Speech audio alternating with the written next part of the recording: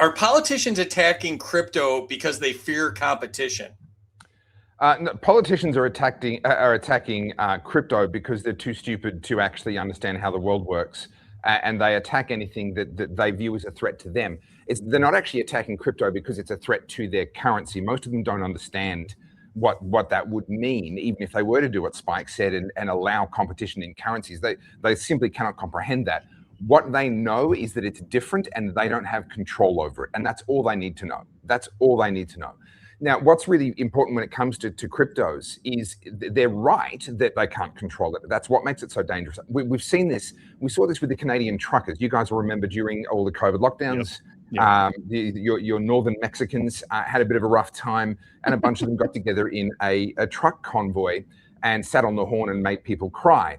And we were watching those scenes from Melbourne, Australia, the most locked down city in the world. And it gave us an enormous amount of hope because we're like, okay, the world is rising. There might be a horizon for us in what we're enduring down here in Melbourne. And of course, people began donating because these truckers were sitting there for multiple days in a week and they needed food and everything else.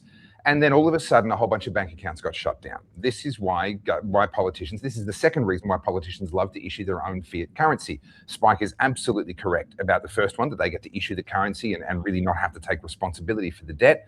But the second one is that they control it. Every bank that wants to be a part of their system has to do as they're told, and they can do things like what we saw Justin Trudeau do in that moment. Well, what was the answer? Well, in their case, it was Bitcoin. And and any one of a number of cryptos could have done that job, but Bitcoin seemed to be the main one that people used. At a personal level, I went to Venezuela when in 2015. I was there for a week for a friend's wedding with my wife, and this was after Hugo Chavez had died. Maduro had taken over. I believe he's on holiday in Washington D.C. at the moment, so I hope he's enjoying that. But he was in power in Venezuela at that point in time, and the Maduro diet had started. This was the starvation that caused the average Venezuelan to lose around about 10 kilograms each in sane person numbers. I think it's 22, 25 pounds, something like that for those that are stuck in the past.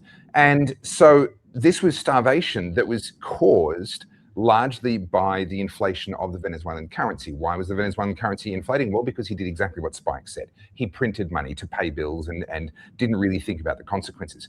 Now, what was amazing, I was pretty disinterested in any kind of crypto until I spent a week in Venezuela. And I met people who were running their entire lives out of crypto. Now, I found out later, at that point in time, Venezuela had the highest per capita uptake of Bitcoin out of any jurisdiction in the world. And this was why. It was a hedge. It allowed them to run their lives. And I met people who were paying their rent, paying their employees, being paid by their customers, buying their groceries even in Bitcoin. And this entire parallel economy had appeared. But guess what? Nicolas Maduro couldn't control it. That's what politicians are afraid of with this is not so much that it's competition. I don't think they understand the competition aspect of it. All they know is that they don't understand it and they can't control it. Therefore, they have to ban it.